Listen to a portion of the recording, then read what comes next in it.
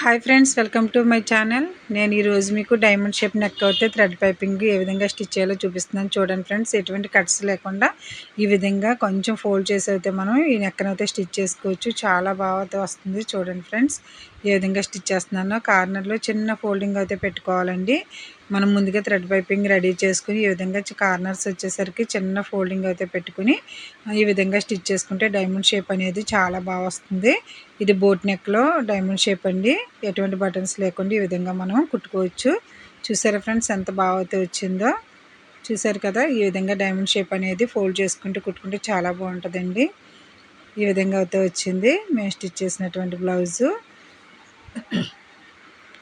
చూసారా పైపింగ్ అనేది ఎంత నీట్గా అయితే వచ్చిందో. చూడండి ఫ్రెండ్స్, ఎలా ఉందనేది. హ్యాండ్స్కి అయితే నేను కృష్ణ ముకుంద హ్యాండ్స్ అయితే ఇచ్చాను. ఇలా పైపింగ్ అయితే చేశానండి. చాలా బాగా అయితే వచ్చింది బ్లౌజ్ అనేది.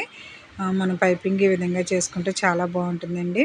ఫ్రంట్ అయితే స్టార్ నెక్ అయితే ఇచ్చాను నేను. స్టార్ నెక్ ఈ విధంగా వచ్చింది. Thank you friends. Subscribe my channel.